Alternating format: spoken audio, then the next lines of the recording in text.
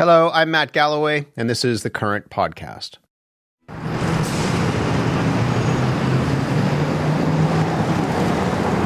There's a lot going on at this busy intersection just northwest of downtown Toronto.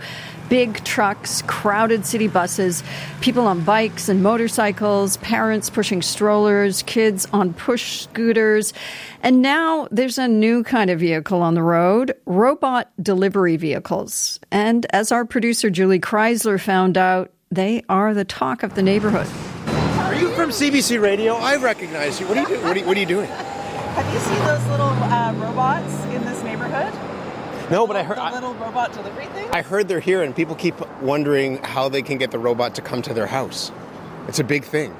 Like, it feels like the future today. Do you know what I mean? My cousin lives right around here. Really? She saw one just on the street, Yeah. and was like, "What is that?" Yeah. No, it's and like she said, she wouldn't have known what it was if I hadn't asked Told her if she had seen one. Oh, that's awesome.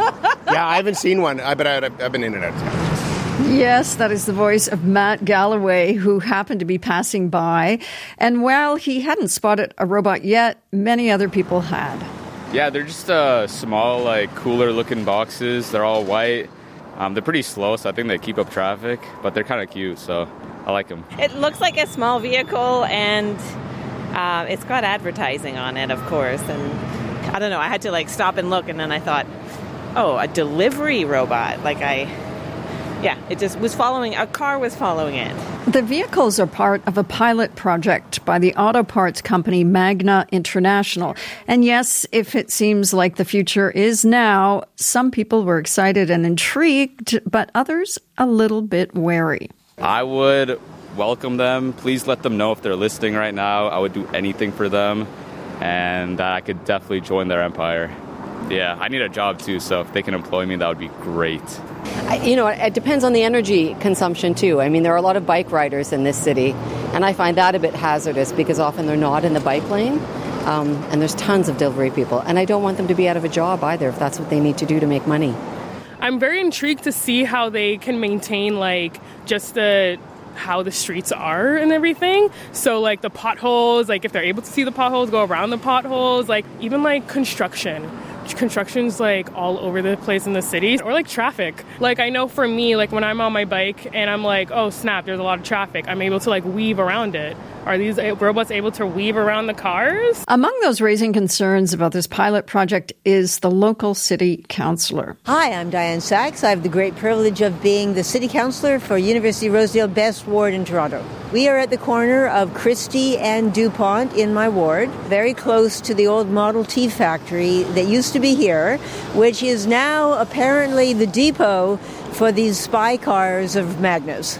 Well, let's start with the fact that the provincial government has given a secret permit to Magna or its subsidiary to run these autonomous vehicles and their chase cars in my ward and a couple of the adjacent wards without the city's permission, and they raise serious safety, congestion, and privacy concerns. If you see this thing, it is filming your face and storing it and using it for their profit without your consent and with no clear safety precautions.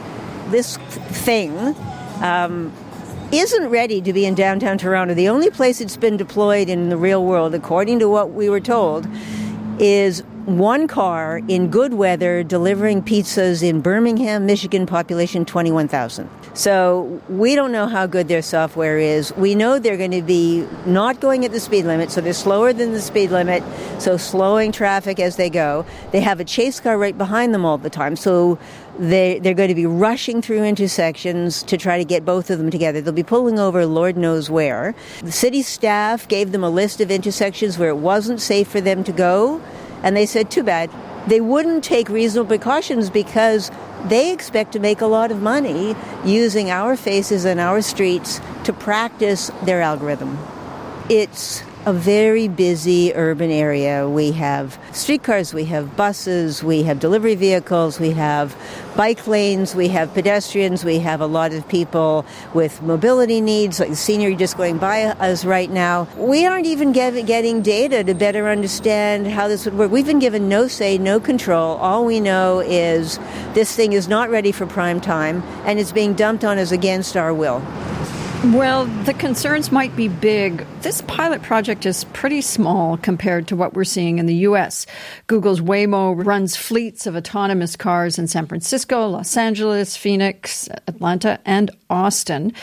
Tesla launched its first fleet last month in Austin, and there are more competitors on the way, like Uber. Some are worried that Canada is lagging behind. Stephen Wlander is director of the Toronto Robotics and AI Laboratory at the University of Toronto. He's in studio with me now. Good morning. Good morning. So what do you make of this Magna trial in Toronto? I think it's really exciting. I think we haven't seen a lot of companies coming to Canada to do their testing here. As you said, it's an early pilot program. I think it covers around 20 vehicles. So it will have limited impact on traffic or anything like that. It's just great to see that they're trying things out on our streets. I hope it comes and lasts and brings big progress.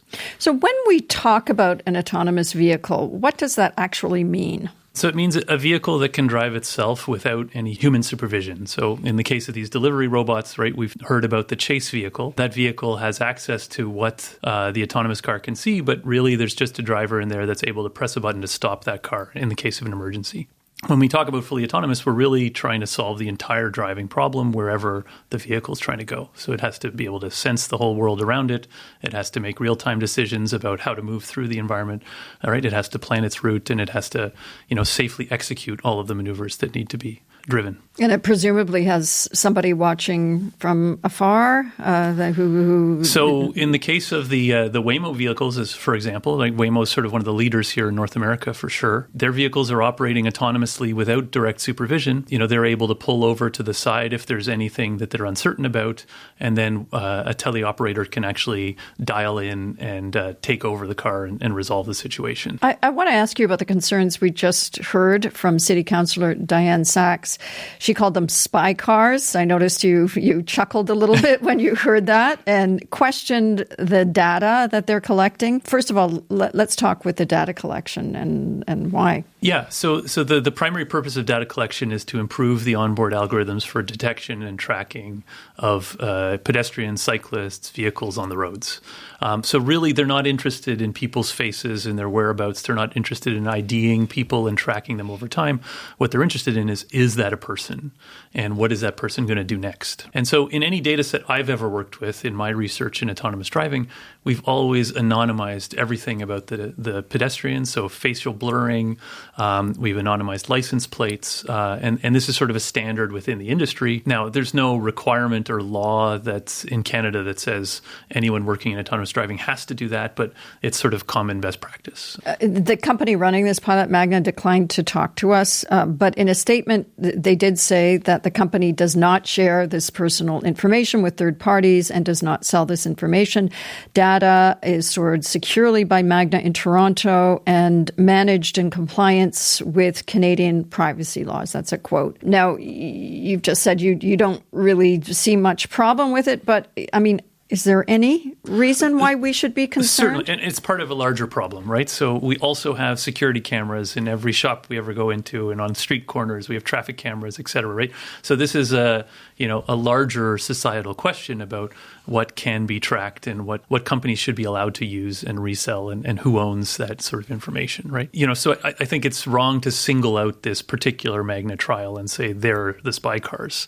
On traffic and safety issues, Magna told us, again, I'm quoting, the delivery vehicles are designed to operate at low speeds up to 32 kilometers per hour on low-speed roads only as part of a multi-layered safety system that prioritizes vulnerable road users.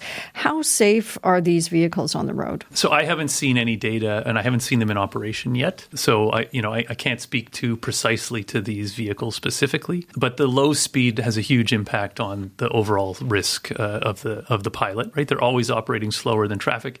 They'll be more of a nuisance, I think, than a safety concern. And with that chase vehicle, right? Their stopping distance would be on the order of a meter, maybe 2 at their top speeds, right? So, is there a problem with them going too slow apart from the nuisance? I think just the nuisance, really, right? And you would hope that they would, be able to improve their technology to the point where they can drive at the regular flow of traffic. Steve Wlander, I'd like to bring in another guest who's sitting beside you. BelFarooq is the Canada Research Chair in Disruptive Transportation Technologies. That's a very cool title. And Services at Toronto Metropolitan University. Thanks for being here and listening in.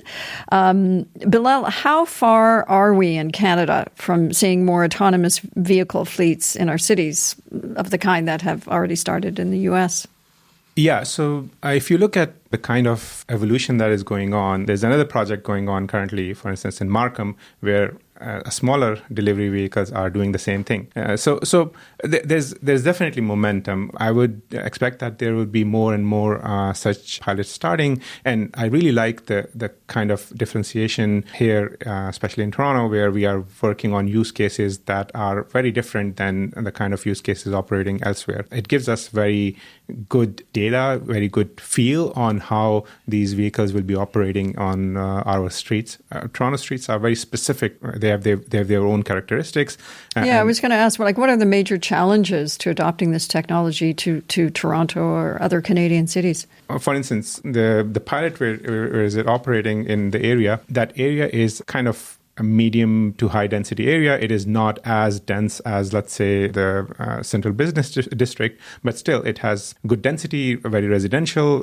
People are walking everywhere. People are using sidewalks. People are jaywalking. People are, walking intersection. There are, cyclists as well. So there's enough complexity there where, these vehicles can learn and develop their intelligence. And based on that, then they can be deployed in more areas where there's a lot more traffic. Now, Steve, we heard some of the comments of Torontonians on the street, and that one woman towards the end talking about potholes and things that happen in dense urban, the wear and tear from dense urban cities. But what about weather? What about the Canadian weather? I mean, how big of a problem is that? It's definitely a problem, yeah. So we've been actually researching this for the last 5 years, trying to find ways to enable autonomous driving in winter conditions specifically. And what we found is that as the level of precipitation increases, the ability of the sensors to detect all of the necessary pedestrians, vehicles, cyclists diminishes, and it diminishes sort of at distance. And so that means you have to lower the speeds at which you want these vehicles to operate, and you have to come up with redundant sensing possibilities. So we've been looking heavily into radar as one alternative. It's lower resolution, but it can see through snow.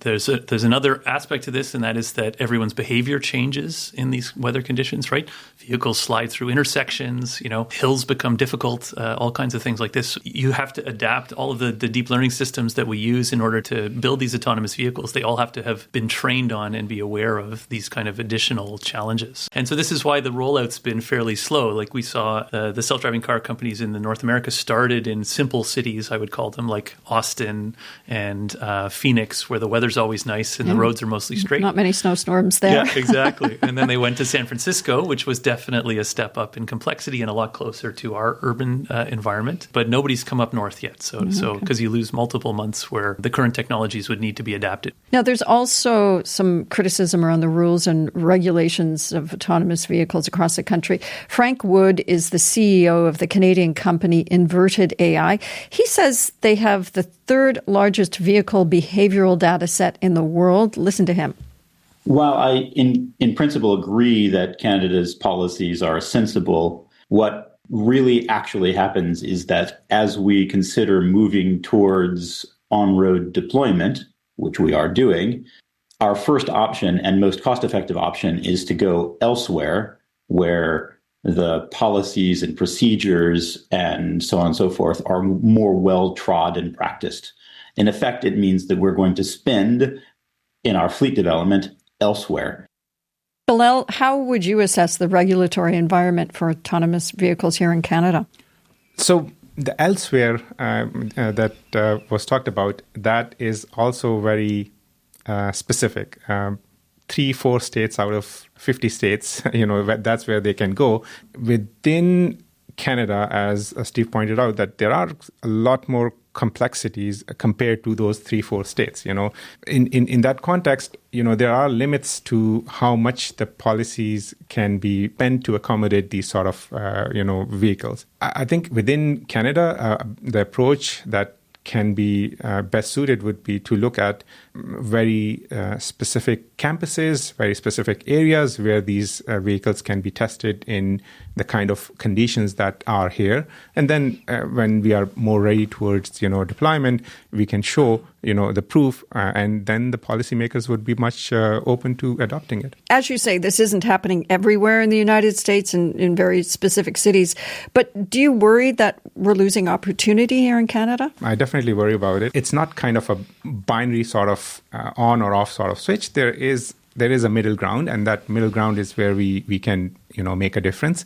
Especially, right now, how things are, our car industry is suffering and so on. So I think that's where we can bring in innovation. That's where we can bring in, pilots. That's where we can bring in researchers, combine together so that we can create, a vehicle that is suited for our environment and that can be scaled in Canadian environment. Steve, what do you see as the biggest advantages Canada has with regards to autonomous vehicle technology? I think we have a really excellent ecosystem of researchers, and we have one of the highest trained workforces in the world. So we have a lot of really strong AI capability here. Obviously, we have the godfather of AI, Geoffrey Hinton.